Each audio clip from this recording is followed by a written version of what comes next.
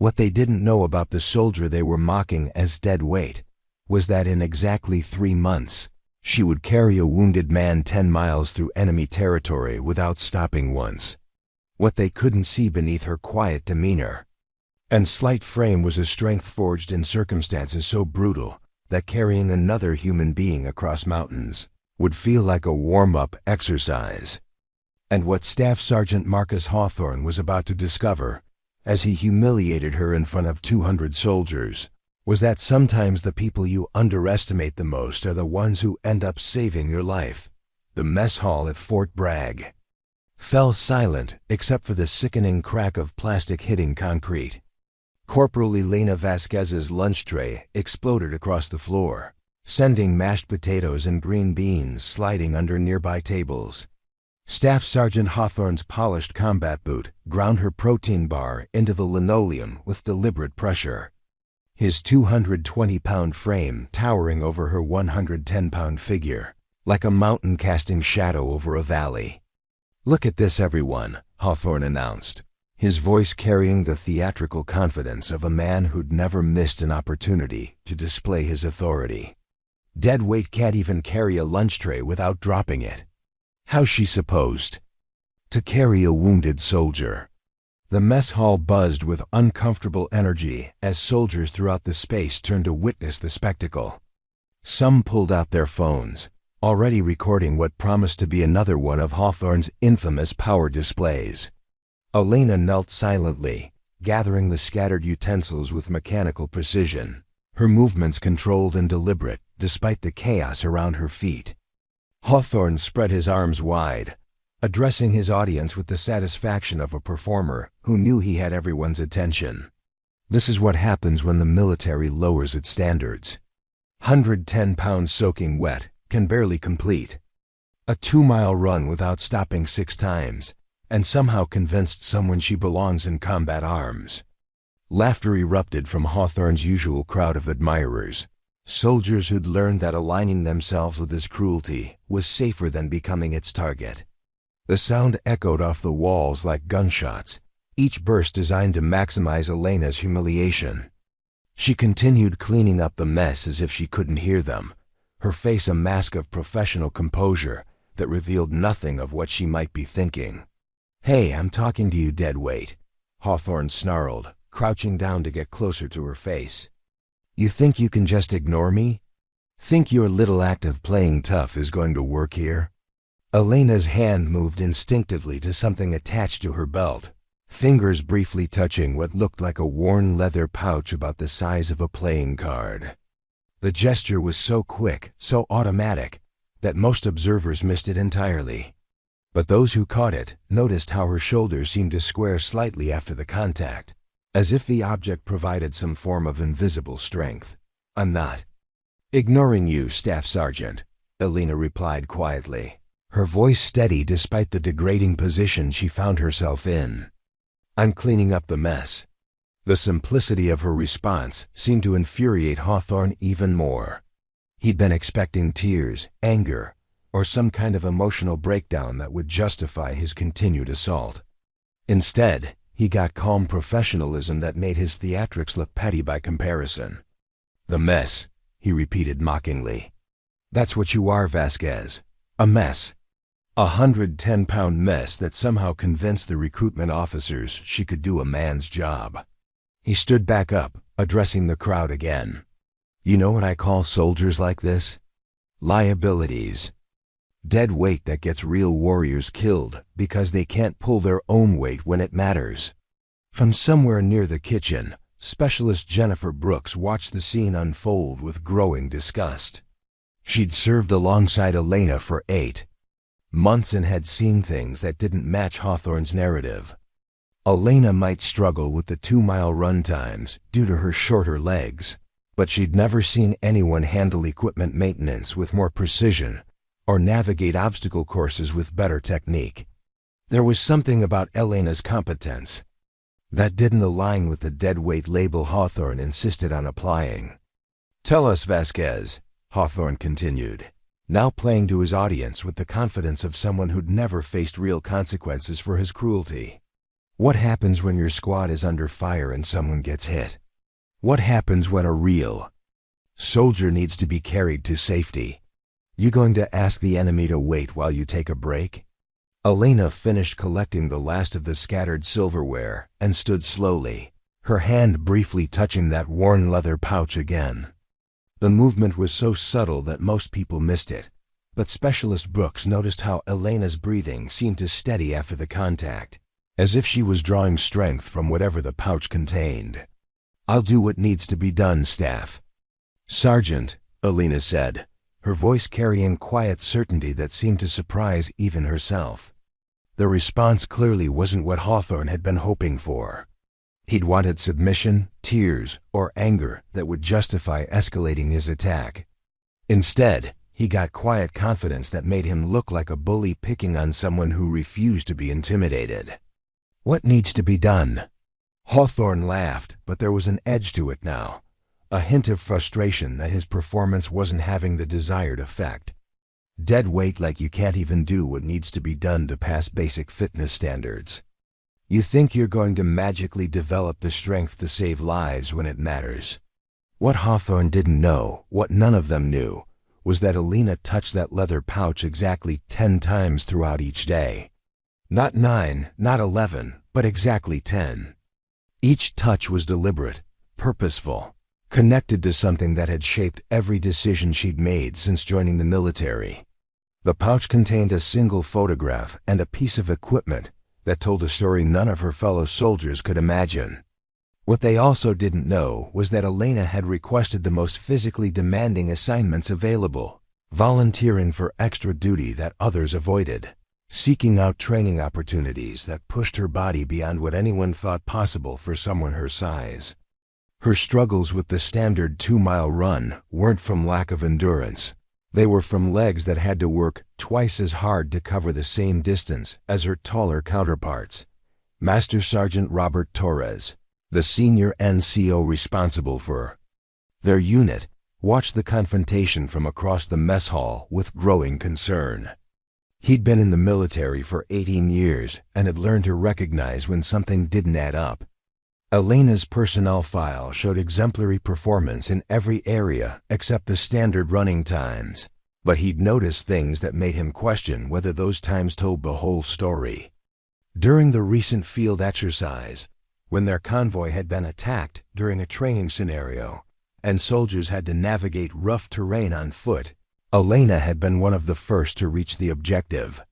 When equipment failures had forced soldiers to carry extra gear, she'd volunteered to take on loads that other soldiers her size would have refused.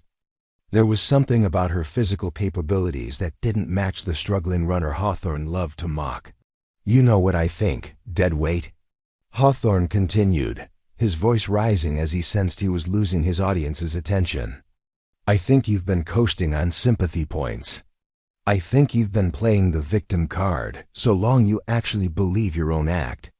Elena's fingers found the leather pouch again, this time holding it for several seconds longer than usual. Anyone watching closely might have noticed how her stance shifted slightly, weight distributing more evenly across her feet, shoulders settling into a position that suggested readiness rather than submission. "I don't play cards, Staff Sergeant," Elena said quietly. "I just do my job."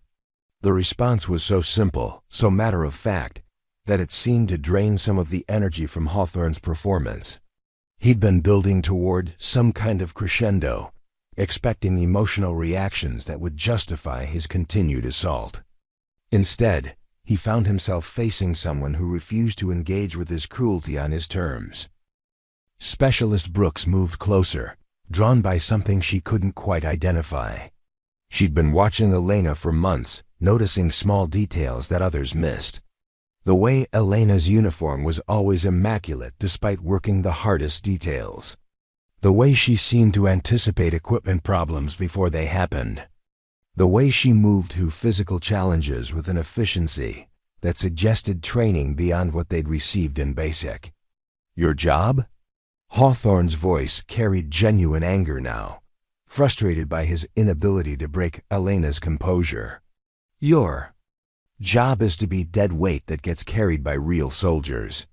Your job is to prove that diversity quotas matter more than combat effectiveness. The accusation hung in the air like smoke from an explosion, designed to provoke reactions from Elena and support from his audience. But instead of the anticipated response, the mess hall had grown quieter, as if the soldiers present were beginning to feel uncomfortable with the escalating cruelty. What none of them realized was that they were witnessing the calm before a storm that would reshape everything they thought they knew about strength, endurance, and the true meaning of carrying your weight in combat. Elena's quiet acceptance of Hawthorne's abuse wasn't submission. It was the controlled patience of someone who understood that actions spoke louder than words, and that some truths could only be revealed when everything else had been stripped away. The leather pouch at her belt contained secrets that would soon transform their understanding of what it meant to be dead weight, and what it looked like when someone refused to leave anyone behind. Elena Vasquez lived in Building C, Apartment 23, exactly 1.3 miles from Fort Bragg's main gate.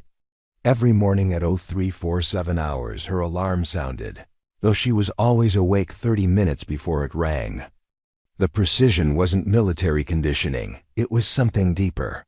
A rhythm carved into her bones by experiences that had nothing to do with standard Army training. Her morning routine never varied. Black coffee brewed strong enough to strip paint, 2 pieces of wheat toast with exactly 1 tablespoon of peanut butter, and a 5-minute shower where she never removed the leather pouch from around her waist.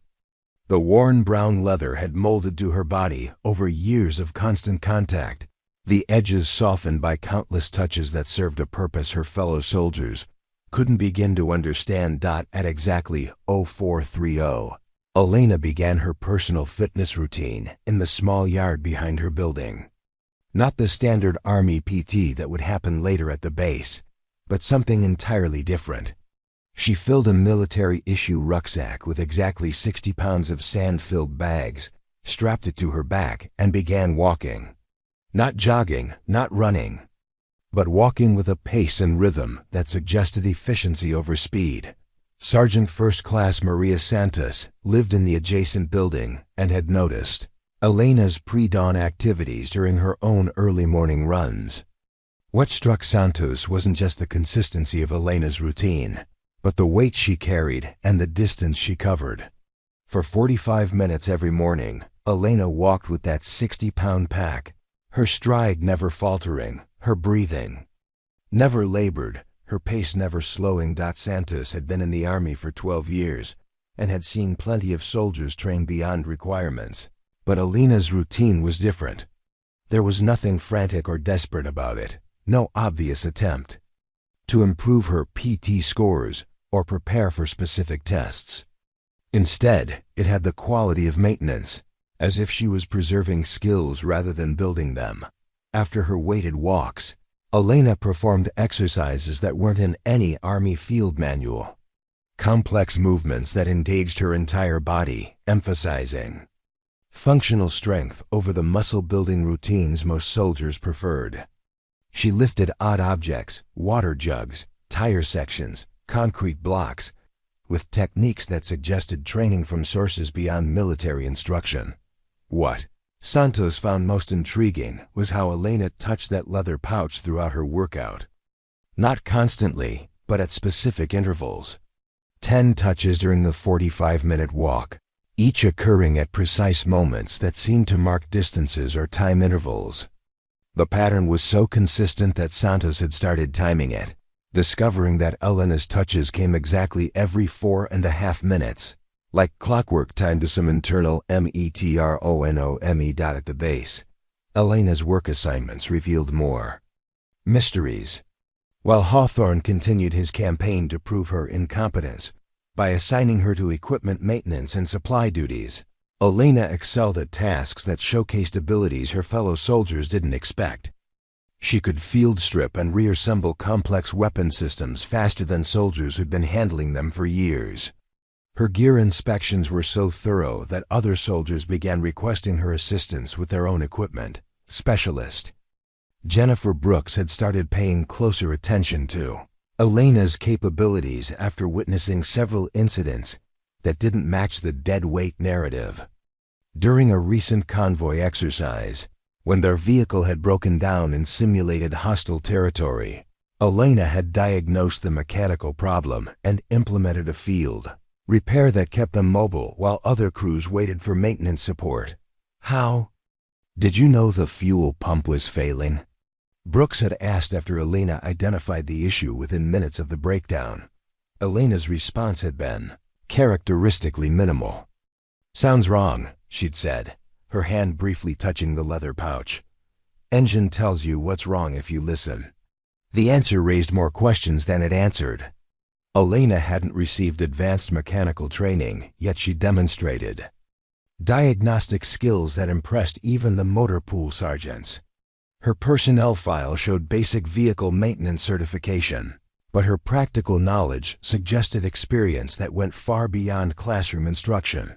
During physical training sessions, Elena's performance created puzzles that frustrated Hawthorne's attempts to label her as weak. While she struggled with the standard 2-mile run times due to her height disadvantage, she excelled at exercises that tested functional strength and endurance. Rope climbing, obstacle courses, load-bearing exercises all revealed capabilities that didn't align with her supposed physical limitations. Captain Rebecca Martinez, the company commander, had begun reviewing Elena's training records after receiving multiple reports about discrepancies between her official scores and her practical performance. Elena's file showed consistently marginal PT scores, but her performance evaluations from training exercises told a different story. Squad leaders praised her reliability, equipment sergeants noted her technical competence, and medical personnel had documented her exceptional performance during first aid scenarios. What puzzled Martinez most was Elena's reluctance to discuss her background before military service. Most soldiers shared stories about their civilian lives, families, and motivations for enlisting. Elena provided only the minimum information required, deflecting personal questions with professional responses that revealed nothing about her. Passed out the leather pouch remained Elena's most mysterious attribute. Beyond the 10 daily touches that Santos had documented, Elena displayed protective behaviors around the object that suggested it contained something precious. She positioned herself carefully in group settings to prevent others from getting close enough to examine it. During equipment inspections and uniform checks, she managed to keep the pouch secure without drawing attention to special treatment. Corporal David Kim, who worked closely with Elena in the supply section, had noticed her unusual relationship with distances and measurements. When calculating supply requirements or planning equipment distributions, Elena demonstrated an almost supernatural ability to estimate weights, distances, and quantities without using standard measuring tools. "How much does this weigh?" Kim had asked, pointing to a stack of equipment that needed to be moved. Elena had lifted one corner of the stack, adjusted her grip slightly, and responded, 430 pounds, maybe 440. The official weight, according to the shipping documents, was 436 pounds. Her accuracy extended to distance estimation and time calculations. During field exercises, Elena could estimate travel times and route distances with precision that impressed navigation specialists.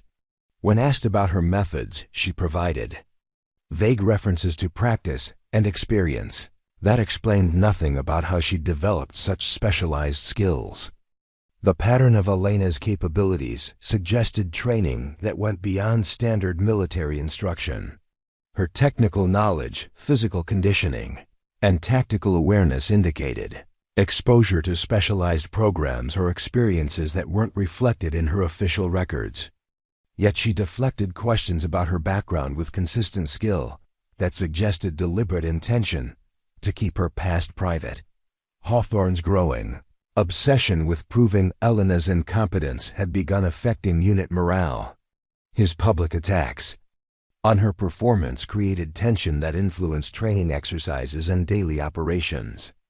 Other soldiers found themselves choosing sides, either supporting his criticism or questioning his motives. The division weakened unit cohesion and created an atmosphere of suspicion that concerned the senior leadership. Master Sergeant Torres had started conducting discreet inquiries about Elena's background, reaching out to contacts in personnel management and training commands. The responses he received were frustrating in their vagueness. Elena's records showed standard processing through basic training and military occupational specialty school, but former instructors and training personnel had difficulty remembering specific details about her performance or behavior. She was there, one former drill sergeant had told Torres. Did her job, followed orders, didn't cause problems. But I can't tell you much more than that. Some soldiers you remember because they stand out, others because they cause trouble. She just blended in. The description didn't match the soldier Torres observed daily. Elena's current performance demonstrated capabilities and knowledge that should have made her memorable to training personnel.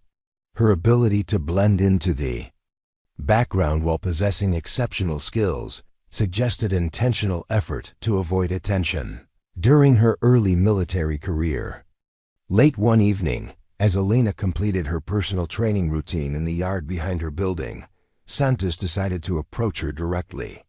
She'd been watching Elena's mysterious behaviors for weeks and had grown curious enough to risk a conversation that might provide answers. "That's some routine you've got," Santos said, approaching as Elena secured her weighted rucksack after the 45-minute walk. Elena's hand moved automatically to the leather pouch, fingers briefly making contact before she responded. "Keeps me sharp," she said, her tone polite but not encouraging further conversation. 60 pounds is serious weight for morning walks, Santos pressed. "Training for something specific?" For a moment, Elena's composure seemed to flicker, as if the question had touched something she'd been working to keep buried. Her fingers found the pouch again, this time holding the contact longer than Santos had previously observed. "Just staying ready," Elena replied, her voice carrying a weight that suggested the words meant more than their surface interpretation. "You never know when someone might need to be carried." Staff Sergeant Marcus Hawthorne had built his 15-year military career on a foundation of calculated intimidation and strategic alliance building. His office in the company headquarters bore the carefully arranged symbols of a man who understood that perception often mattered more than substance. Commendation certificates covering one entire wall, photographs of him with various senior officers, and a collection of unit awards that told the story of someone who'd mastered the art of being in the right place when recognition was distributed. The morning after his mess hall confrontation with Elena, Hawthorne held court in his office with his usual circle of supporters. Sergeant First Class Michael Chun, Sergeant Angela Rodriguez, and Corporal Timothy Walsh had learned that aligning themselves with Hawthorne's authority provided protection from becoming his targets, while offering opportunities for advancement through his recommendation. "Vasquez is becoming a problem," Hawthorne announced, leaning back in his chair with the confidence of someone accustomed to having his opinions treated as military doctrine. "Her presence in this unit undermines everything we're trying to build.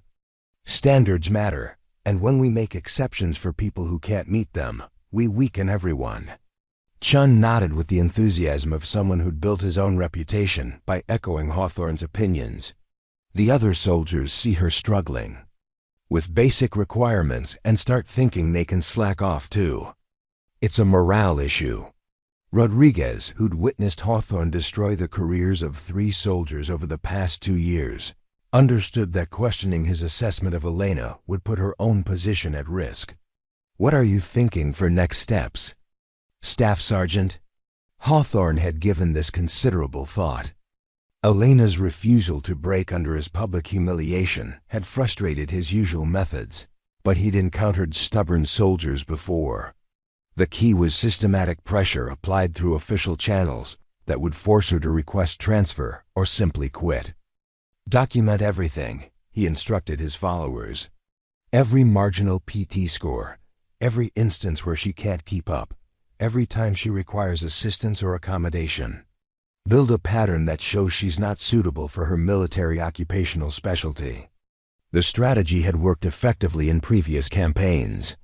Specialist Morrison had transferred to a different unit after 6 months of documented performance issues that Hawthorne had carefully cultivated. Private Jenkins had chosen not to re-enlist rather than face additional years under Hawthorne's scrutiny. Corporal Stevens had received a general discharge after a series of disciplinary actions that originated from Hawthorne's observations of attitude problems. What made Hawthorne's methods particularly effective was his understanding of how military bureaucracy functioned. He'd cultivated relationships with personnel officers, training supervisors, and administrative staff who trusted his professional judgment. When he submitted negative performance evaluations or disciplinary recommendations, they were processed without significant scrutiny because he'd established himself as a reliable source of accurate assessments. The problem with soldiers like Vasquez, Hawthorne continued, warming to his theme, is that they've been coddled by a system that prioritizes diversity over capability. They expect special treatment, accommodations, and protection from the realities of military service. Walsh, the youngest member of Hawthorne's circle, had joined the group primarily for protection rather than conviction. He'd watched other soldiers become targets of Hawthorne's attention and had concluded that membership in the inner circle was safer than independence. "What kind of documentation are you looking for, Staff Sergeant?" The question pleased Hawthorne because it demonstrated Walsh's commitment to the campaign. Training incidents where she holds back her squad. Equipment failures that could be attributed to inadequate maintenance. Safety concerns that arise from her physical limitations. Anything that builds a case for reassignment. Master Sergeant Torres represented the primary obstacle to Hawthorne's plans. As the senior NCO in their unit, Torres had the authority to intervene in personnel matters and had shown troubling signs of protecting Elena from Hawthorne's legitimate concerns. Torres' 14-year service record included multiple combat deployments and a reputation for fairness that made challenging his decisions politically dangerous. "Torres is going to be a problem," Rodriguez observed, echoing Hawthorne's own concerns. "He seems to think Vasquez deserves special consideration." Hawthorne had anticipated this complication. Torres represented old-school military leadership that prioritized loyalty over standards, sentiment over effectiveness.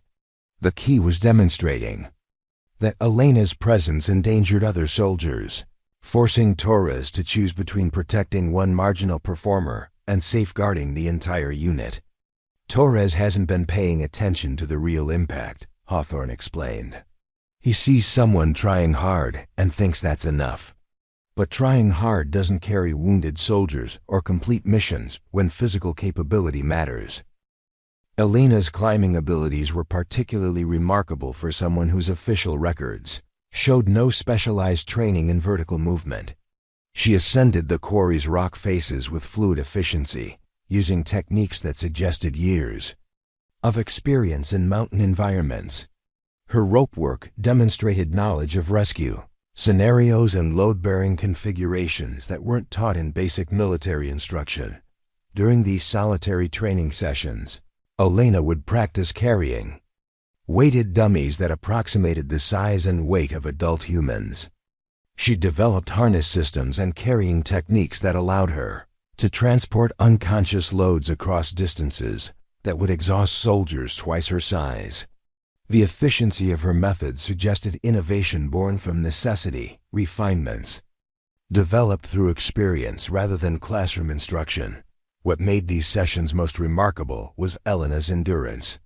After carrying 150-pound loads across rough terrain for distances exceeding 5 miles, she showed no signs of exhaustion. That would prevent immediate repetition of the exercise. Her cardiovascular conditioning and muscular endurance operated at levels that contradicted her struggles with standard Army PT tests, suggesting that her training focused on different objectives than those measured by military fitness evaluations. Back at Fort Bragg, Elena's hidden capabilities emerged in subtle ways that most observers missed. During a recent equipment failure that left their unit without standard communication devices, Elena had improvised a field telephone system using materials scrounged from the motor pool. The technical knowledge required for the repair wasn't included in her official training records, yet she completed the work with confidence that suggested extensive experience with electronic systems. Specialist Brooks had been present during the communication repair and had tried to understand Elena's diagnostic process. "How did you know which wires to splice?" she'd asked while Elena worked with tools that weren't part of standard issue equipment. Elena's response had been characteristically minimal. "Colors mean things," she'd said, her hands never pausing in their precise work. "Systems talk to you if you understand the language." The explanation revealed nothing about where Elena had learned to speak the language of complex electronic systems, but the results spoke for themselves. The improvised communication network had functioned flawlessly throughout the exercise, providing connectivity that allowed their unit to maintain coordination when other groups struggled with equipment failures. Elena's assistance to fellow soldiers always came without fanfare or expectation of recognition. When Private Morrison had struggled with weapon maintenance, Elena had provided guidance that solved persistent problems with his rifle's accuracy. When Sergeant Williams had injured her ankle during a training exercise, Elena had appeared with medical supplies and field treatment knowledge that exceeded basic first aid certification. These interventions were offered quietly, without drawing attention to her expertise or the soldier's need for help. Elena seemed to have developed an instinct for identifying problems before they became critical and addressing them in ways that preserved everyone's dignity while ensuring mission success. Master Sergeant Torres had begun documenting these incidents as part of his growing interest in Elena's background. A soldier who could diagnose mechanical problems, repair electronic systems, provide advanced medical treatment, and demonstrate superior tactical awareness represented capabilities that weren't typically found in someone with Elena's official training history. The mystery deepened when Torres attempted to verify Elena's background through unofficial channels. Phone calls to her listed hometown produced responses from people who remembered her family but couldn't provide specific details about Elena's activities during the years before her military enlistment. References to time spent in the mountains and helping with search and rescue suggested experiences that might explain her unusual skill set, but no one could provide concrete information about training or certification. Elena's relationship with physical pain revealed another aspect of her hidden nature. During training exercises that left other soldiers complaining about muscle soreness and fatigue, Elena showed no visible signs of discomfort, despite carrying heavier loads and working longer hours. Her pain tolerance suggested conditioning that went beyond normal military preparation, as if she'd learned to function effectively while experiencing discomfort that would impair others. The leather pouch remained central to Elena's daily rituals, but its significance extended beyond the 10 morning touches that Sergeant Santos had observed. Throughout each day, Elena's fingers would find the pouch at moments of stress, decision-making, or when she needed to access the capabilities that set her apart from her peers. The contact seemed to provide access to reserves of strength and knowledge that sustained her through challenges that would overwhelm soldiers with more conventional backgrounds. Late one evening, as Elena completed her weighted ruck march through the neighborhood surrounding Fort Bragg, she encountered a situation that revealed the depth of her hidden capabilities. A domestic disturbance at a house near her route had escalated beyond what local law enforcement could handle safely. A man armed with a hunting rifle had barricaded himself inside with 2 family members, creating a standoff that threatened to end in tragedy. Elena observed the scene from a distance, noting the tactical limitations that prevented police officers from approaching the house safely. The suspect's position provided him with clear fields of fire that covered the front and side approaches, while thick vegetation along the rear of the property concealed potential movement but also hid unknown dangers. Without announcing her presence or seeking permission, Elena began moving through the vegetation with silent efficiency that suggested extensive experience in tactical movement. Her approach used terrain features and natural concealment in ways that indicated training far beyond basic military instruction. Within 20 minutes, she had positioned herself where she could observe the suspect's location and assess the safety of the hostages. The information Elena provided to responding officers through whispered communication allowed them to coordinate a rescue that ended without violence or injury. Her ability to move undetected through challenging terrain and provide accurate tactical intelligence impressed the SWAT team leader, who made unofficial inquiries about Elena's background that would eventually reach the attention of people with very different interests in her capabilities. That night, Elena returned to her apartment and held the photograph for longer than her usual 1-minute ritual, her fingers tracing the faces of the two people standing on that distant mountain summit, before placing it carefully back in the locked metal box. Hawthorne's campaign against Elena intensified with the methodical precision of a military operation designed to achieve total victory. The morning after his meeting with Captain Martinez, he implemented Phase 1 of what he privately called Operation Deadweight Removal, a systematic assault on Elena's credibility that would leverage every aspect of military bureaucracy to force her removal from the unit. The first strike came during morning PT formation when Hawthorne announced a new individualized fitness assessment program that would provide additional attention to soldiers struggling with standard requirements. Elena's name topped the list of participants, along with 2 other soldiers whose only shared characteristic was their previous resistance to Hawthorne's authority. Some soldiers need extra motivation to meet the standards their teammates depend on, Hawthorne declared to the assembled company, his voice carrying across the formation with practiced authority.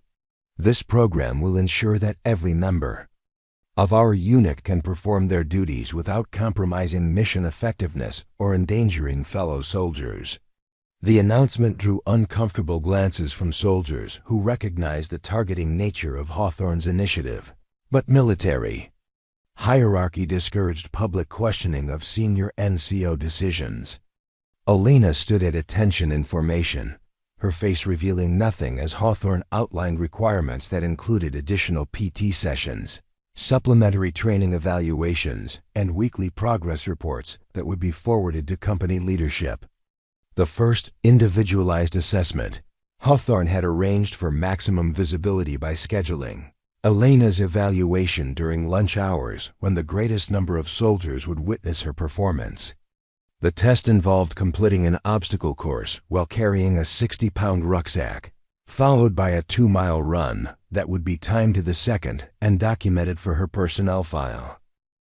Elena approached the obstacle course with the same quiet competence she brought to every challenge, but Hawthorne had modified the standard configuration to emphasize areas where her height and weight would create maximum disadvantage. Wall climbs were elevated beyond normal specifications, rope traverses were lengthened to test upper body endurance, and cargo net sections were positioned to require reaching distances that favored taller soldiers.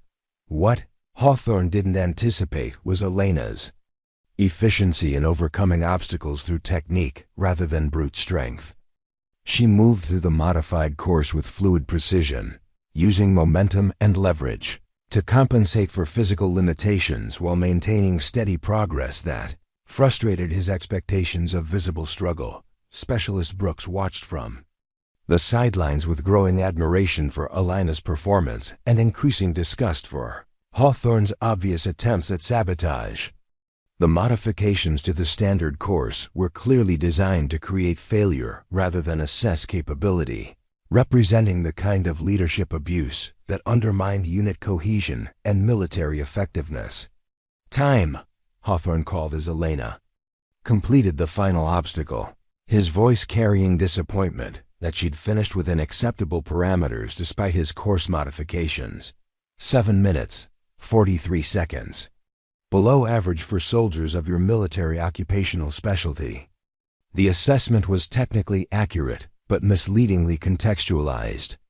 Elena's time would have been competitive for soldiers of any size attempting the standard course configuration, but Hawthorne's modifications had created additional challenges that weren't reflected in his verbal evaluation. For the 2-mile run that followed, Hawthorne had positioned himself and his supporters at strategic points along the route, where their commentary would be audible to Elena and any soldiers who might be inclined to support her performance. Their observations were calculated to undermine her confidence while creating documentary evidence of her supposed inadequacy. "Look at that pace," Sergeant Rodriguez called out as Elena passed the half-mile marker. "She's already breathing hard. And we're just getting started." The commentary continued throughout the run, with Chun and Walsh contributing observations designed to highlight Elena's struggles while ignoring her consistent pace and controlled breathing. Their verbal assault was carefully crafted to sound like professional assessment while serving as psychological warfare intended to break Elena's concentration and morale. Elena's fingers found the leather pouch repeatedly during the run, touching it more frequently than her usual pattern, but maintaining the contact points that provided strength for continuing forward. The increased frequency of the ritual contacts revealed stress that she refused to display through facial expression or changes in performance. Master Sergeant Torres observed the evaluation from his office window, noting both Elena's solid performance and the unnecessarily hostile environment Hawthorne had created around the assessment. The obvious targeting troubled Torres, who'd begun questioning whether Hawthorne's concerns about Elena reflected legitimate performance issues or personal animosity that was affecting his professional judgment after Elena completed the run within acceptable time limits despite the additional course challenges. Hawthorne scheduled Phase 2 of his campaign, public humiliation, during equipment inspections that would highlight her supposed inability to maintain military standards. The inspection took place during afternoon formation with the entire company present to witness Hawthorne's examination of Elena's gear. He'd prepared for the event by studying regulations that could be interpreted strictly enough to find violations in any soldier's equipment, regardless of its actual condition or functionality. "Corporal Vasquez," Hawthorne announced, "present. Your gear for inspection." Elena laid out her equipment with the same methodical precision she brought to every task, each item positioned according to regulations and maintained in condition that exceeded minimum standards. Her attention to detail reflected the same hidden competence that had confused observers in other contexts. Hawthorne began his inspection with Elena's rifle, examining the weapon with theatrical intensity while searching for any deficiency that could support his predetermined conclusions. Finding none, he moved to her field gear, protective equipment, and personal items with increasing frustration as each element met or exceeded required standards. "This sight adjustment," he announced finally, pointing to Elena's rifle scope, "appears to have been modified beyond manufacturer specifications." The accusation was technically false, but difficult to disprove without detailed measurement equipment that wasn't available during field inspections. Elena's modifications had actually improved the weapon's accuracy through precision, adjustments that demonstrated advanced understanding of ballistic principles, but Hawthorne presented them as evidence of improper maintenance. Unauthorized modifications to assigned weapons constitute serious violations of equipment protocols. Hawthorne continued, addressing his audience of increasingly uncomfortable soldiers. "This kind of carelessness endangers everyone who might depend on this equipment functioning properly." Corporal Kim, who'd witnessed Elena's exceptional accuracy during recent shooting exercises, wanted to challenge Hawthorne's characterization, but understood that contradicting a senior NCO during public formation would result in his own targeting for disciplinary action. Elena accepted Hawthorne's criticism without argument, agreeing to reverse the modifications despite their obvious improvement to weapon performance. Her compliance frustrated Hawthorne's desire for confrontation, but provided additional evidence for his campaign narrative about her supposed inability to function according to military standards. The third phase of Hawthorne's escalation involved manipulating duty assignments to create situations where Elena's performance could be portrayed as inadequate for her military occupational specialty. He arranged for her to be assigned to security details during conditions that would test physical endurance while providing opportunities for his supporters to document any signs of fatigue or difficulty. During a 12-hour gate security assignment in freezing rain, Elena maintained alertness and professionalism that impressed the military police sergeants responsible for base security operations. Her ability to remain focused and effective throughout the miserable conditions contradicted Hawthorne's predictions about her inability to handle demanding assignments. Sergeant First Class Martinez, the senior MP on duty, made note of Elena's exceptional performance in his log reports, specifically mentioning her proactive identification of potential security concerns and her professional interaction with personnel requiring base access. The positive documentation threatened Hawthorne's narrative, but remained buried in security files that wouldn't be reviewed unless specific incidents prompted investigation. Elena's increasing stress became visible only through her ritual interactions with the leather pouch, which now occurred more frequently throughout each day as Hawthorne's attacks intensified.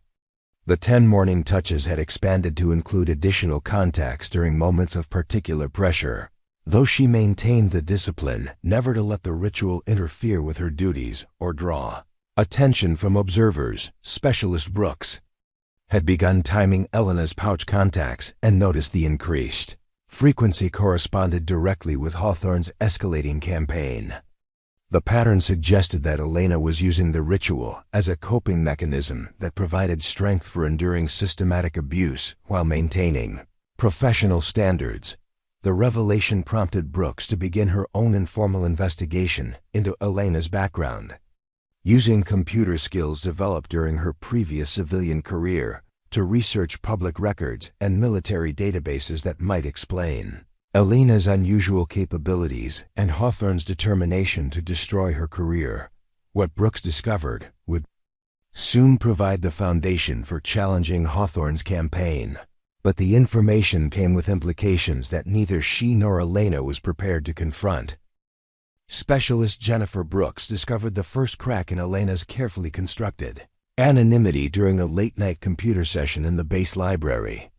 Her background in civilian information technology had taught her to recognize patterns that others missed, and Elena's personnel file contained inconsistencies that suggested deliberate obfuscation rather than clerical errors.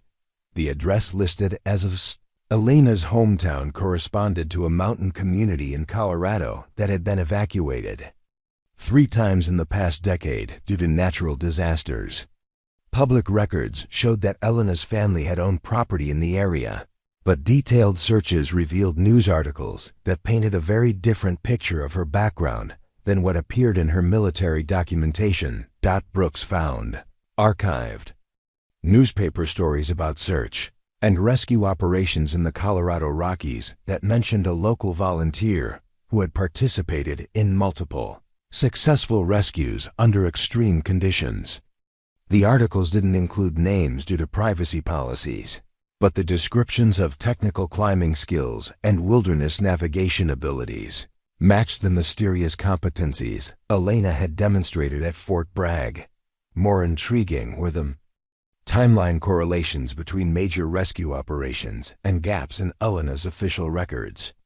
Military documentation showed standard processing through basic training and military occupational specialty school, but there were unexplained periods before her enlistment that coincided exactly with newspaper reports of complex mountain rescues involving technical expertise and extraordinary physical endurance.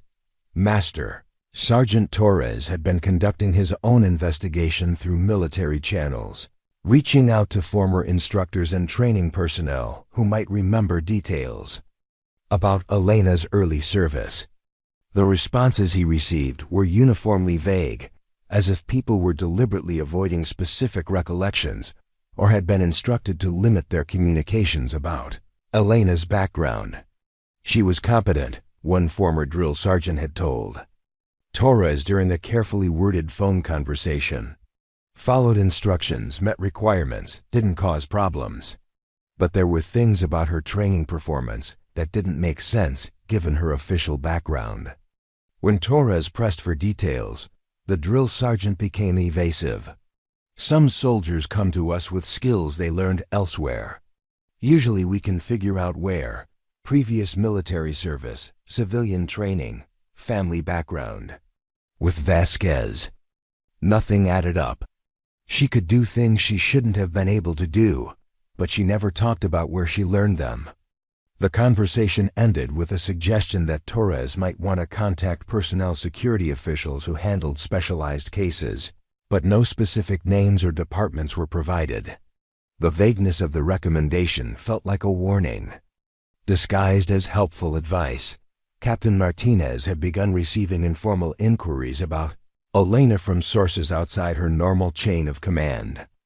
A phone call from a personnel officer at division headquarters included questions about Elena's current assignment, duty performance, and any unusual incidents involving her service record. The caller claimed to be conducting routine administrative review, but the specific nature of the questions suggested more focused interest than standard bureaucratic oversight. Has Corporal Vasquez demonstrated any capabilities beyond her military occupational specialty training? The personnel officer had asked. We're reviewing specialization assignments and want to ensure soldiers with additional skills are being utilized appropriately. Martinez found the inquiry puzzling because Elena's official records showed no indication of specialized training that would warrant division-level attention. The question implied that higher authorities possessed information about Elena that wasn't reflected in her standard personnel file. A second phone call from a different office raised additional questions. This time, the caller identified himself as representing Personnel Security Review and asked about Elena's relationships with other soldiers, her off-duty activities, and whether she had shown interest in assignments beyond her current duties. Security review questions carried implications that troubled Martinez. Personnel security investigations typically occurred when soldiers were being considered for classified assignments or when concerns had been raised about potential security risks. Elena had never requested specialized assignment and had demonstrated exemplary conduct that should have precluded security concerns. Sergeant First Class Santos had expanded her observations of Elena's pre-dawn training routine to include documentation of the specific exercises and techniques Elena employed during her solitary workouts. The complexity of Elena's movements suggested training from sources that weren't available through standard military instruction or civilian fitness programs.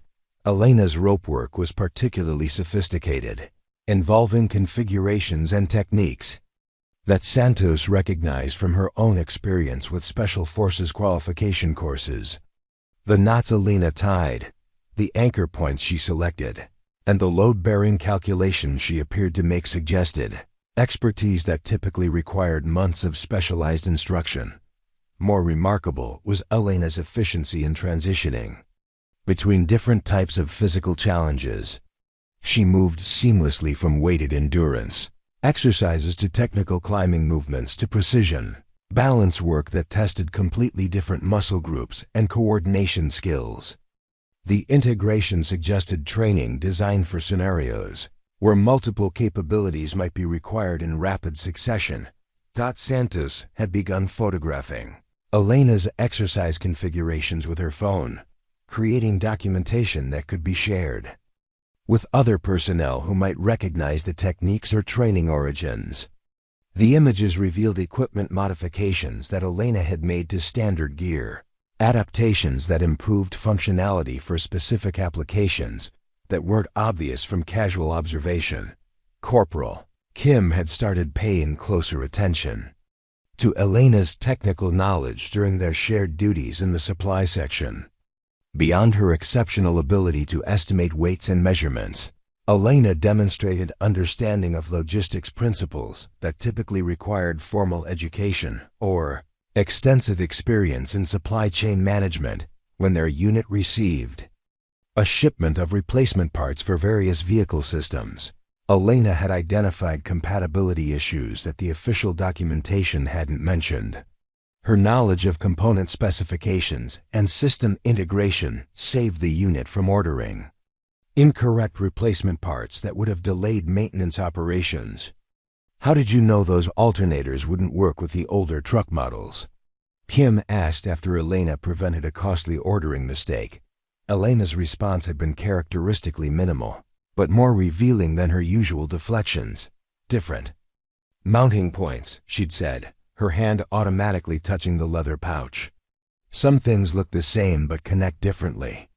The explanation suggested experience with vehicle maintenance that went beyond her official training, but Elena's reluctance to elaborate left Kim with more questions than answers about her background.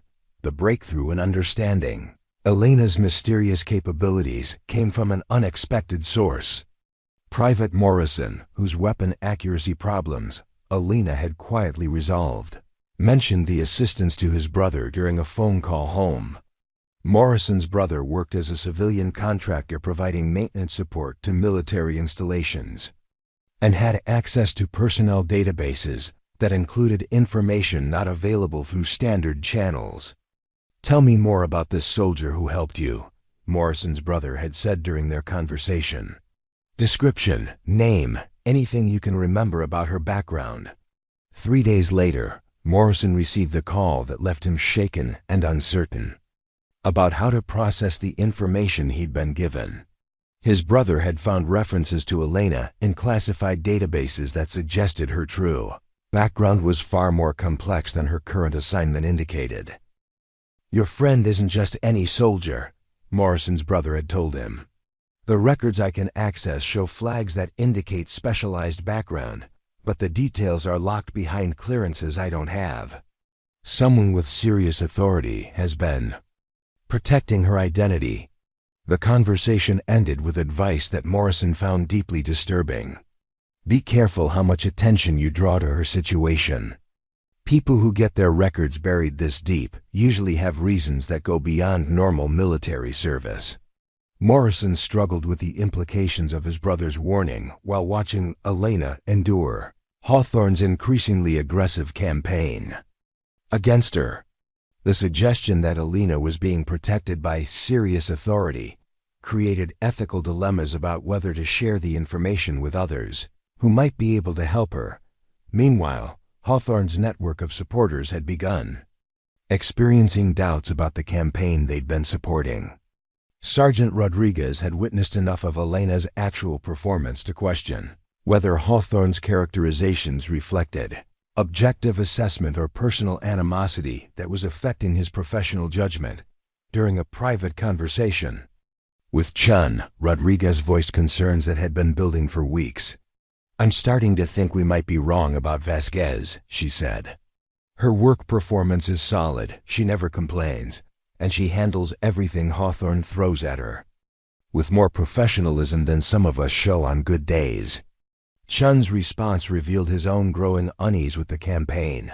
"I've been thinking the same thing. Hawthorne says she's dead weight, but I've never seen her fail to complete an assignment or refuse to take on additional duties." The conversation represented a crack in Hawthorne's coalition that would soon expand into a complete collapse of support for his efforts to destroy Elena's career. But before that could happen, events would unfold that would force everyone to confront the truth about Elena's background and the magnitude of Hawthorne's miscalculation. The leather pouch at Elena's belt contained secrets that multiple investigations were beginning to uncover. But none of the researchers understood how dramatically their discoveries would reshape everything they thought they knew about strength, endurance, and the true meaning of carrying weight for others. The annual multi-unit field exercise scheduled for the third week of November would provide Hawthorne with the perfect stage for Elena's final humiliation. Exercise Mountain Guardian involved 3 companies conducting simulated combat operations across 40 square miles of North Carolina wilderness, complete with overnight bivouacs, equipment failures, and casualty scenarios designed to test every aspect of military readiness under realistic field conditions. Hawthorne spent his evenings in detailed preparation for what he envisioned as Elena's complete professional destruction. He studied the exercise scenarios, identified the most physically demanding elements, and positioned himself to serve as the primary evaluator for Elena's performance during the most challenging phases of the operation. This is our opportunity to demonstrate definitively that Vasquez represents a liability to unit effectiveness, Hawthorne explained to his diminishing circle of supporters during a meeting in his office. The group had shrunk to only Chun and Walsh, as Rodriguez had quietly distanced herself from the campaign after her growing doubts about Elena's actual capabilities. Chun nodded with less enthusiasm than he'd previously shown, his own confidence in Hawthorne's assessment eroded by months of watching Elena consistently exceed the limitations that supposedly defined her military service. What's the plan for documentation? Full video recording of her performance during the most demanding scenarios, Hawthorne replied, holding up the camera equipment he'd requisitioned for the exercise. When she fails to complete objectives or requires assistance from other soldiers, we'll have undeniable evidence that supports immediate reassignment. Walsh shifted uncomfortably in his chair, his participation in the campaign now motivated more by fear of becoming Hawthorne's next target than by conviction about Elena's incompetence. What if she doesn't fail? What if she actually performs well during the exercise? The question drew a sharp look from Hawthorne, who'd grown increasingly intolerant of any suggestion that his assessment might be incorrect. She will fail, Corporal. The exercise includes scenarios specifically designed to test the physical capabilities that represent her greatest weaknesses. What Hawthorne didn't know was that Exercise Mountain Guardian had attracted attention from military personnel who possessed very different perspectives on Elena's background and capabilities. Colonel Sarah Mitchell, the exercise coordinator, had received a briefing from division headquarters that included information not available in Elena's standard personnel file. We have reason to believe that one of the participating soldiers possesses specialized capabilities that could be valuable for future assignment consideration, Mitchell had been told during a secure phone conference with officials whose identities weren't revealed. Corporal Elena Vasquez should be observed carefully during scenarios that test unconventional problem-solving and physical endurance. The instruction came with subtle guidance about ensuring Elena would be placed in situations that might reveal her true capabilities rather than the limited performance indicated by her official records. Mitchell understood that she was participating in an evaluation process that went beyond standard military exercises. Master Sergeant Torres had been assigned as the senior NCO observer for Elena's company during the exercise, a role that would position him to witness her performance during the most challenging scenarios. His informal investigation into Elena's background had produced enough questions that he approached the assignment with intense curiosity about what might be revealed under field conditions. I want detailed documentation of Vasquez's performance. During all phases, Torres instructed Sergeant Santos, who would serve as his assistant observer. Technical competence, physical capabilities, leadership potential, problem-solving approaches, everything that might indicate abilities beyond her current assignment. Santos understood that Torres was conducting his own evaluation of Elena that might contradict Hawthorne's negative assessments. The prospect of witnessing Elena's true capabilities under demanding field conditions excited Santos, who'd spent months observing Elena's mysterious morning training routines. Captain Martinez received her final briefing for Exercise Mountain Guardian from Colonel Mitchell personally. An unusual level of attention that suggested the operation carried significance beyond standard training objectives. The conversation included specific instructions about Elena that confirmed Martinez's suspicions that higher authorities possessed information about Elena that wasn't reflected in her official documentation. Corporal Vasquez should be assigned to scenarios that test her adaptability and endurance, Mitchell had instructed. We're particularly interested in her performance during emergency scenarios that require improvisation and sustained physical effort. The guidance effectively overruled Hawthorne's plans to limit Elena to support roles that would minimize her visibility during the exercise. Martinez understood that she was expected to ensure Elena would be tested in ways that might reveal capabilities that had been deliberately concealed. Elena prepared for Exercise Mountain Guardian with the same methodical attention to detail she brought to every challenge, but her preparations revealed access to equipment and knowledge that exceeded what was available through standard military supply channels. Her rucksack contained modifications that improved weight distribution and comfort during extended operations, adaptations that suggested experience with carrying heavy loads across difficult terrain for distances beyond standard training requirements.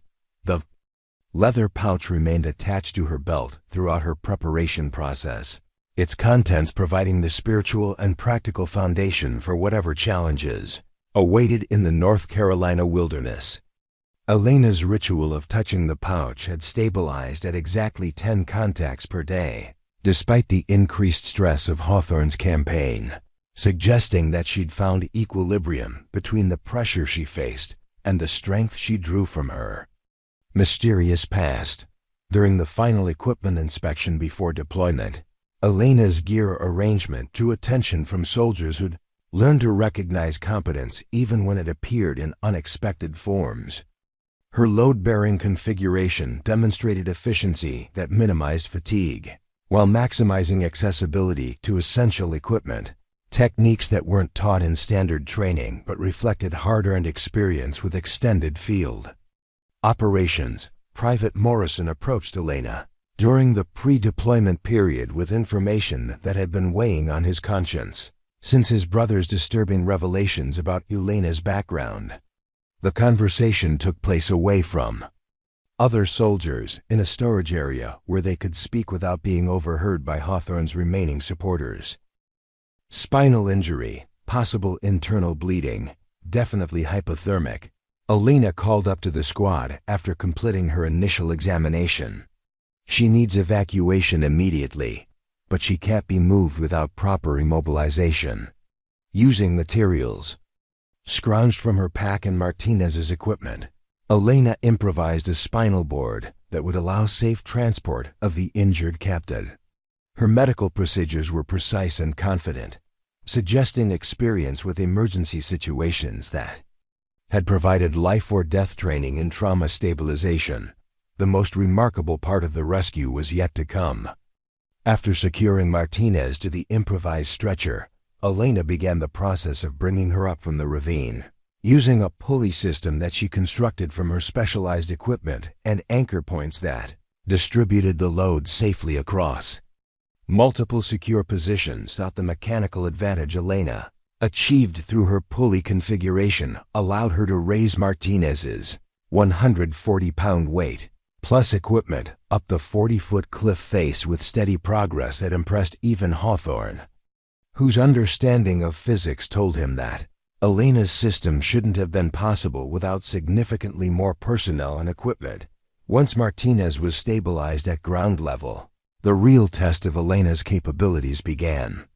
With helicopter evacuation impossible and ground transportation requiring a 12-mile trek to the nearest road access, Elena made a decision that would define her legacy and destroy every assumption Hawthorne had made about her abilities.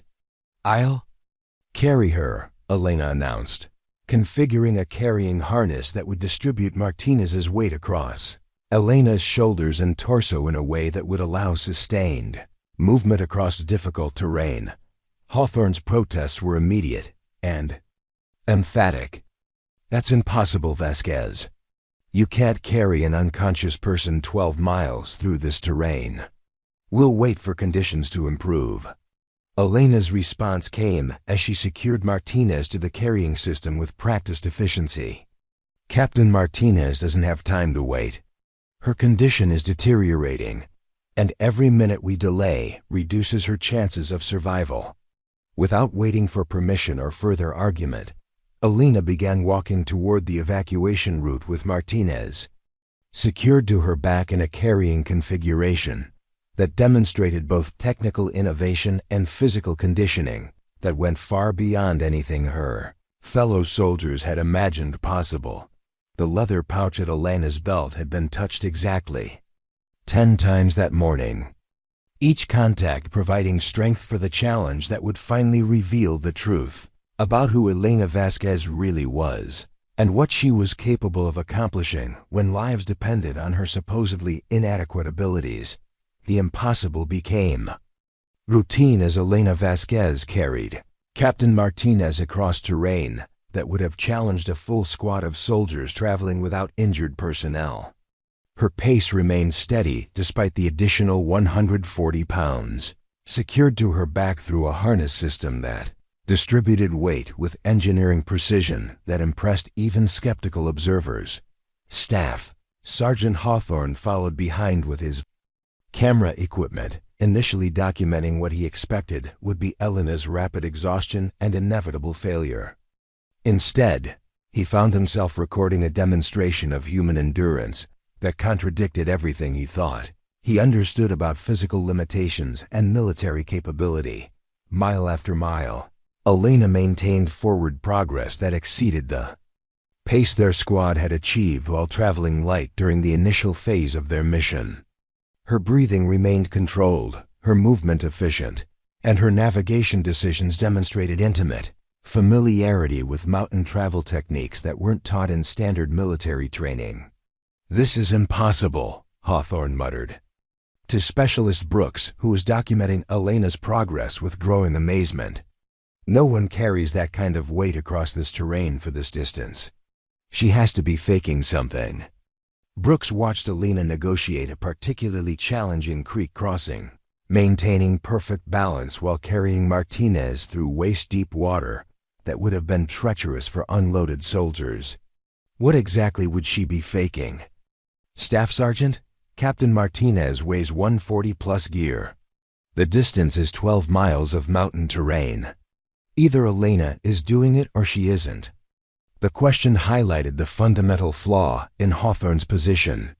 Elena's performance was being witnessed by multiple soldiers and recorded on video equipment that would provide undeniable documentation of capabilities that destroyed his entire narrative about her supposed incompetence. By the 8th mile, word of Elena's rescue carry had reached exercise headquarters through radio.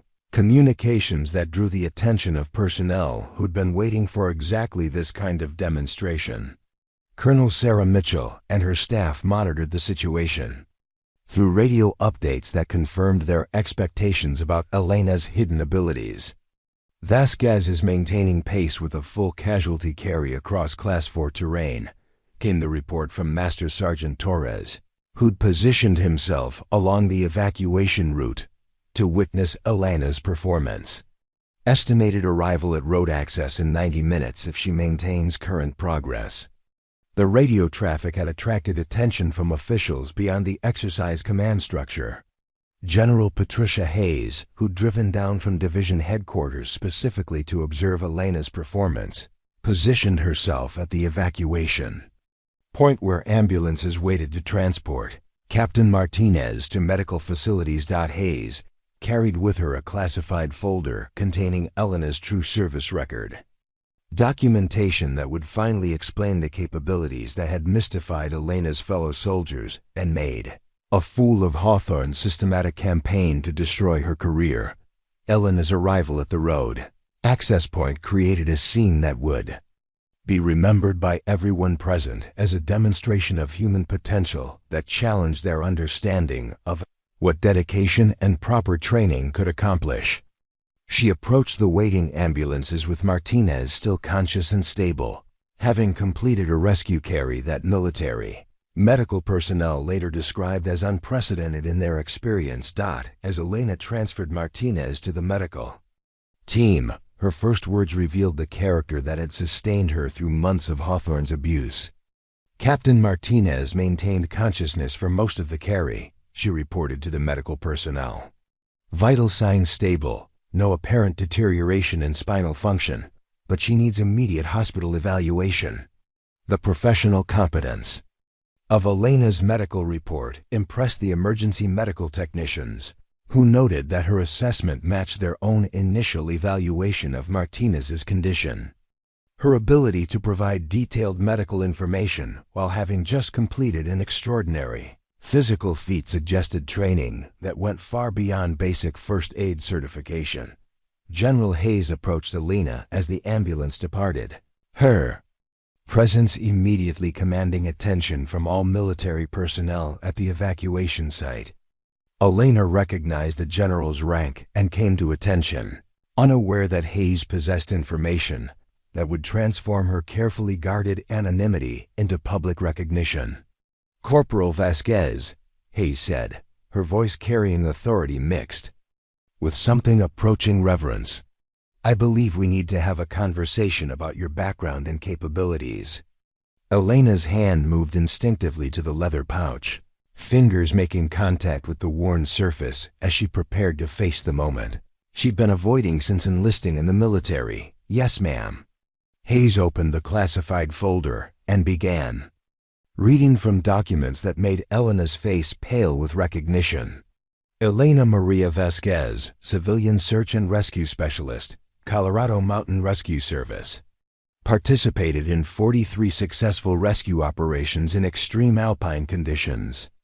Certified technical climber, wilderness emergency medical technician, and mountain warfare instructor. The revelations continued as Hayes read from records that painted a picture of Elena's pre-military life that explained every mystery about her capabilities. Citation for rescue operations during the 2018 Colorado avalanche that saved 17 trapped civilians. Technical advisor for mountain rescue operations in Afghanistan and Pakistan. Volunteer instructor for military personnel requiring specialized mountain warfare training. Hawthorne stood frozen as the implications of Hayes's reading destroyed the foundation of his campaign against Elena. Every criticism he'd made, every limitation he'd identified, every weakness he documented was revealed as the ignorant assessment of someone who'd completely misunderstood the background and abilities of the soldier he'd been tormenting. "The photograph in your leather pouch," Haas continued, "shows you and your climbing partner Marcus Thompson at the summit of K2, making you one of fewer than 50 women to successfully complete that ascent. Thompson died during your descent, when an equipment failure left him stranded. You carried him 14 miles through blizzard conditions, but he died from exposure 3 miles from base camp." Elena's composure finally cracked as Hayes revealed the secret that had driven her to military service and shaped every aspect of her response to adversity. The leather pouch contained the compass and paracord that had saved her life during that descent. Physical reminders of the man she'd been unable to save, despite carrying him farther than anyone thought humanly possible. "The 10 touches per day," Hayes said gently, "represent the 10 hours you carried Marcus before he died. The routine that others saw as obsession was actually memorial, a daily remembrance of someone who trusted you with his life." The assembled soldiers stood in stunned silence as they absorbed the magnitude of Elena's background and the petty cruelty of Hawthorne's campaign against someone whose qualifications exceeded those of anyone in their unit. Elena had endured months of abuse while possessing capabilities that could have ended the harassment with a single phone call to authorities who would have protected her instantly. Hawthorne's career ended in that moment, his transfer orders already prepared by officials who'd been monitoring his behavior while waiting for Elena's abilities to be revealed under circumstances that would provide irrefutable documentation of his incompetence and cruelty. Elena's response to her vindication demonstrated the character that had sustained her through impossible challenges. General Hayes, I appreciate the recognition, but I never wanted special treatment. I joined the military to serve, not to be celebrated for things I did before wearing the uniform. The grace of Elena's response in the moment of Hawthorne's destruction impressed everyone present, proving that her strength went beyond physical capabilities to include the moral courage that defined true military leadership. As Elena walked toward the vehicle that would transport her back to base, she touched the leather pouch one final time, honoring the memory of Marcus Thompson, while accepting that her Secret Service was about to become public recognition that would change everything about her military career. 6 months after Exercise Mountain Guardian, Elena Vasquez stood before the first class of the newly established Mountain Warfare and Rescue Training Program at Fort Carson, Colorado. The initiative had emerged from recommendations submitted by General Hayes following Elena's extraordinary demonstration of capabilities that the military had been overlooking in countless qualified personnel. Elena wore instructor tabs that reflected her new assignment as the program's chief technical advisor, a position that utilized her civilian expertise while allowing her to continue serving in uniform. The transition from anonymous soldier to recognized specialist had been challenging, but she'd found purpose in ensuring that other soldiers would receive training that could save lives during mountain operations. The techniques you'll learn here aren't about individual heroism, Elena addressed her first class of mountain warfare candidates. They're about ensuring that no soldier is left behind when terrain and weather create impossible situations. Every skill we teach serves the mission of bringing everyone home. The students represented carefully selected personnel from units across the military, who demonstrated both physical capability and the temperament required for technical rescue operations. Elena's selection criteria emphasized mental resilience and teamwork over pure physical strength, recognizing that mountain operations required problem-solving skills as much as endurance. Captain Rebecca Martinez, who'd made a complete recovery from her spinal injuries, served as the program's administrative officer. Her first-hand experience as a casualty carried by Elena across impossible terrain provided unique insights into the psychological aspects of rescue operations that enhanced the training curriculum. Elena saved my life through capabilities I never knew existed in our ranks, Martinez told new students during orientation sessions. This program exists to ensure that kind of expertise is available when soldiers need it most, instead of hidden behind outdated assumptions about who can do what. The leather pouch remained attached to Elena's belt, but its significance had evolved from private memorial to teaching tool that helped students understand the emotional weight that accompanied rescue responsibilities. Elena shared the story of Marcus Thompson during advanced courses, using her loss to emphasize the importance of technical competence and safety protocols that could prevent similar tragedies. I touched this pouch to remember someone who trusted me with his life, Elena explained during a particularly challenging training exercise. Every technique we practice, every safety check we complete, every equipment inspection we conduct serves the memory of people who didn't make it home because the right training wasn't available when they needed it. The 10 daily touches had transformed from private ritual to shared practice among Elena's students, each developing their own memorial habits that honored fallen comrades while maintaining focus on their current responsibilities. The program fostered a culture where remembering loss motivated excellence rather than paralyzing grief. Staff Sergeant Marcus Hawthorne's transfer to Supply Depot operations in Alaska had become a cautionary tale throughout the Army's non-commissioned officer education system. His systematic campaign against Elena was studied in leadership courses as an example of how personal prejudices could blind supervisors to valuable capabilities in their subordinates. The Hawthorne case, as it became known in leadership development curricula, emphasized the importance of objective performance evaluation and the dangers of allowing personal biases to influence personnel decisions. Elena's story was used to illustrate how quiet competence often concealed exceptional abilities that traditional assessment methods failed to recognize. Command Sergeant Major Robert Torres, who'd been promoted following his role in documenting Elena's true capabilities, established mentorship programs designed to identify and develop soldiers whose potential might be overlooked by conventional evaluation systems. His initiatives created pathways for non-traditional backgrounds and specialized skills to receive appropriate recognition within military structure. Elena Vasquez taught us that some of our most valuable personnel might be the ones who don't announce their capabilities. Torres explained during a division leadership conference.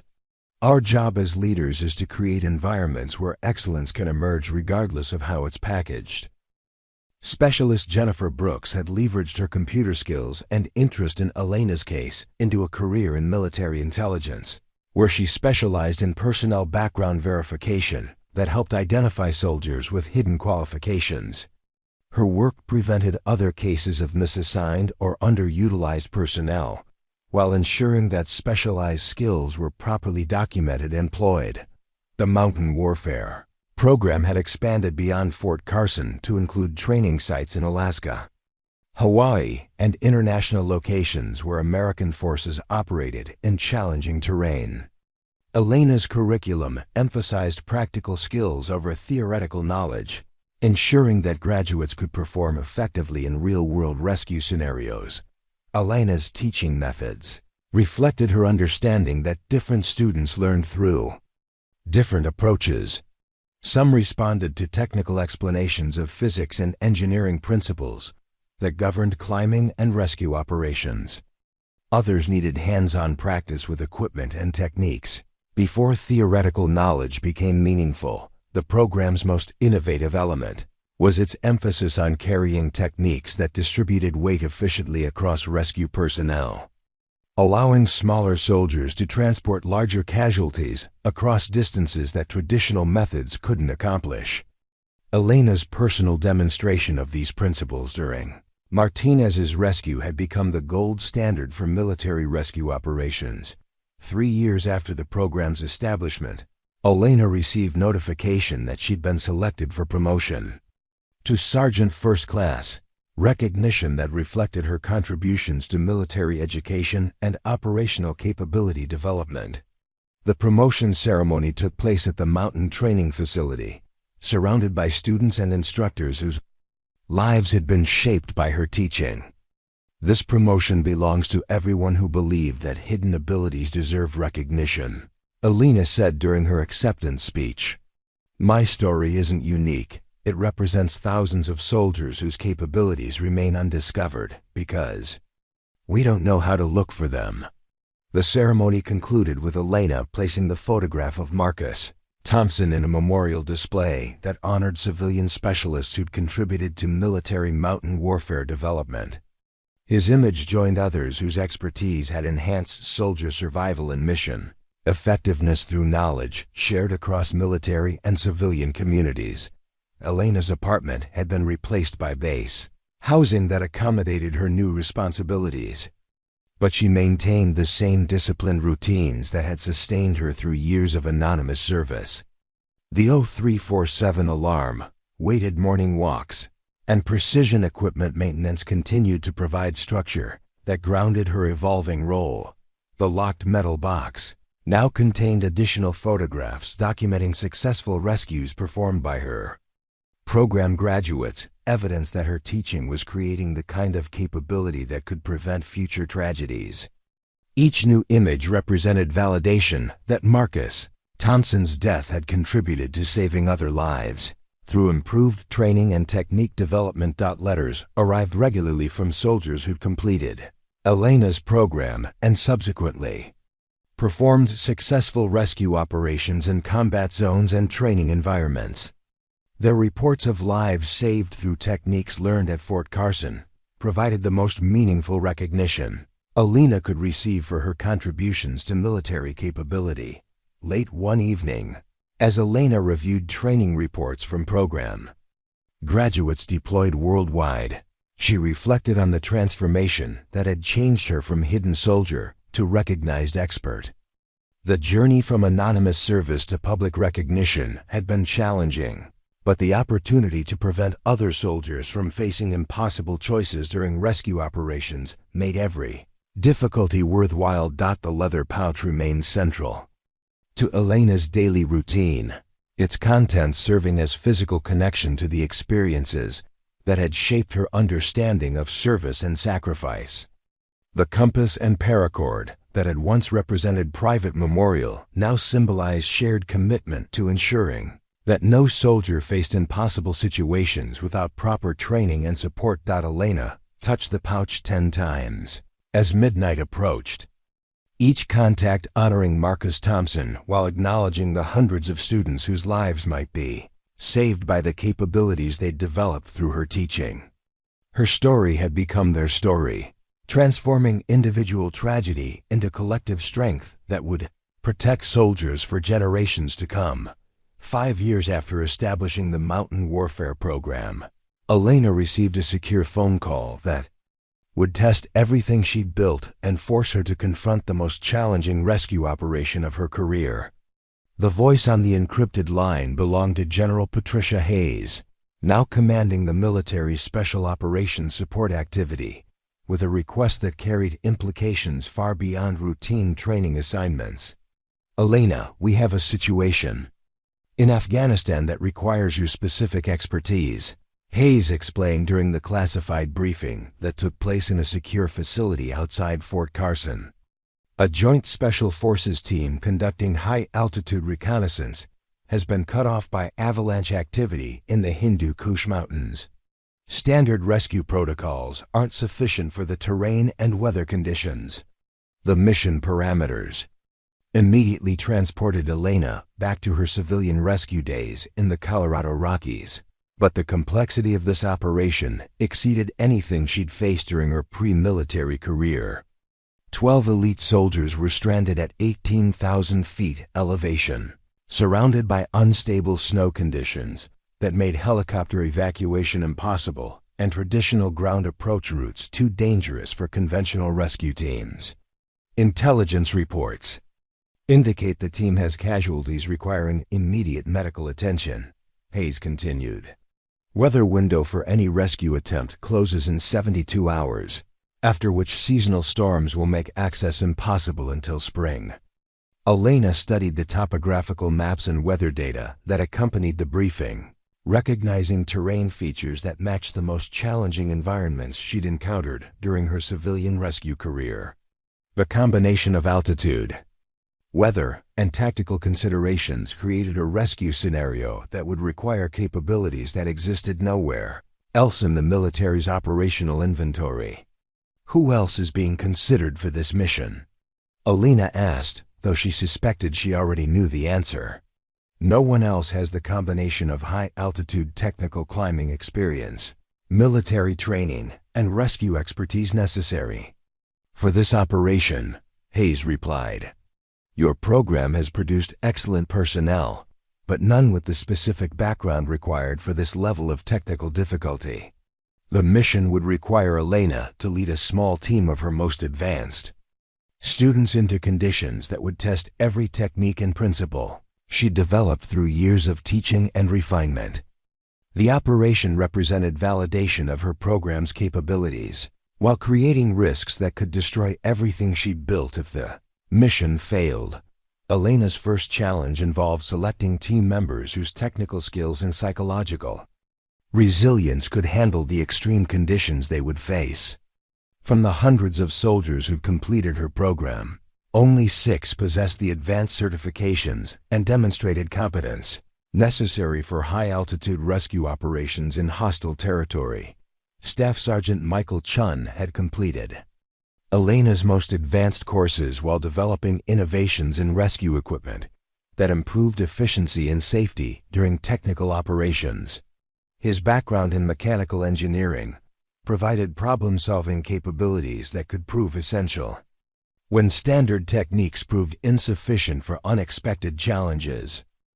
Sergeant First Class Amanda Rodriguez brought medical expertise that complemented Elena's wilderness emergency training.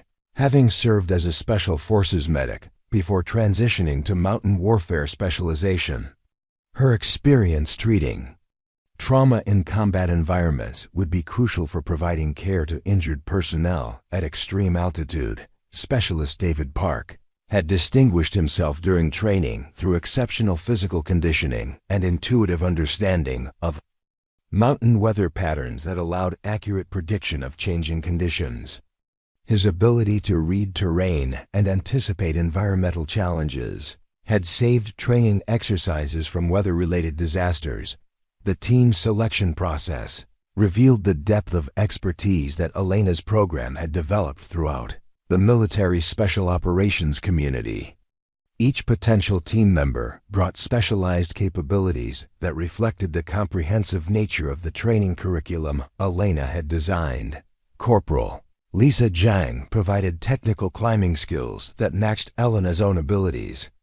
Having completed civilian mountaineering courses that included successful ascents of major peaks in the Himalayas and Andes, her experience with high-altitude physiology and equipment systems would be essential for mission success. Sergeant John Martinez contributed tactical expertise from his background in Special Forces reconnaissance, ensuring that the rescue team could operate effectively in potentially hostile territory while maintaining mission security. His understanding of enemy capabilities in the operational area provided crucial intelligence for route planning and risk assessment. The final team member, Specialist Sarah Johnson, brought communications expertise that would ensure coordination with supporting elements throughout the mission. Her ability to maintain contact under adverse conditions could mean the difference between successful extraction and catastrophic failure. Elena's mission planning drew upon every aspect of her experience, from civilian rescue operations to military training development, while incorporating innovations that her students had contributed to mountain warfare doctrine. The operational plan balanced speed with safety, recognizing that time constraints demanded acceptable risks while injured personnel required careful handling. Equipment selection proved particularly challenging, as the team needed technical climbing gear capable of functioning at extreme altitude, while maintaining the mobility necessary for rapid movement across difficult terrain. Elena's modifications to standard military equipment reflected years of refinement, based on student feedback and operational experience. The leather pouch accompanied Elena's preparation for the Afghanistan mission, its contents providing spiritual foundation for facing challenges that exceeded even her civilian rescue career. The compass and paracord that had sustained her through Marcus Thompson's death would guide her through conditions that could claim multiple lives if technical precision failed. Elena's pre-deployment briefing to her team emphasized the psychological aspects of high-altitude rescue that often determined mission success or failure. Soldiers accustomed to sea-level operations faced physical and mental challenges that could impair judgment and performance when lives depended on technical competence. At 18,000 feet, your body and mind operate differently than anything you've experienced during training, Elena explained during the final preparation session. Decision-making becomes more difficult, physical coordination suffers, and equipment that works perfectly at lower altitudes may fail when you need it most. The team's departure for Afghanistan marked the first operational deployment of Elena's mountain warfare program under combat conditions, creating precedents that would influence future military rescue doctrine. Success would validate years of development work while establishing mountain warfare capabilities as essential elements of special operations support. Elena's reputation had preceded her arrival in Afghanistan, where Special Forces personnel familiar with her background provided mission support that reflected their understanding of her capabilities. The operational environment combined the technical challenges of her civilian rescue career with the tactical complexity of military operations in hostile territory. Weather reports confirmed the narrow window available for rescue operations. with approaching storms that would make access impossible within the 72-hour timeline. Elena's team faced conditions that would test every aspect of their training while providing no margin for error that could endanger both rescue personnel and the soldiers. Awaiting extraction, the mission launch approached as Elena completed her final equipment checks, touching the leather pouch with the familiar rhythm that had sustained her through impossible challenges. Marcus Thompson's memory would guide her through terrain that could claim more lives if her team's technical expertise proved insufficient for the rescue ahead. The helicopter insertion at 14,000 feet marked the beginning of Elena's most technically demanding rescue operation, with 4,000 feet of vertical ascent remaining across terrain that challenged even her extensive high-altitude experience. The team's acclimatization during the 48-hour approach had prepared their bodies for the reduced oxygen environment, but the physical demands ahead would test every aspect of their conditioning and technique. Elena led the ascent using route-finding skills that drew upon her civilian mountaineering background while incorporating tactical movement principles that minimized exposure to potential enemy observation. The combination of technical climbing requirements and operational security created complexity that exceeded anything her training program had simulated. Weather window closes in 36 hours. Specialist Johnson reported through the team's communication system, monitoring conditions that would determine whether extraction remained possible. Storm front moving faster than predicted. The accelerated timeline forced Elena to balance safety protocols with speed requirements that pushed her team beyond their comfortable operational limits. Each rope placement and anchor configuration required precision that could support rapid movement while maintaining security margins necessary for successful rescue operations. Staff Sergeant Chun's engineering expertise proved crucial during the technical sections where standard climbing techniques proved insufficient for the terrain challenges. His improvised pulley systems and load distribution modifications allowed the team to maintain progress across sections that would have stopped less innovative rescue personnel. At 17,000 feet, Elena's team encountered the first evidence of the VANU. Stranded Special Forces personnel, equipment caches and communication gear that had been positioned to facilitate rescue coordination.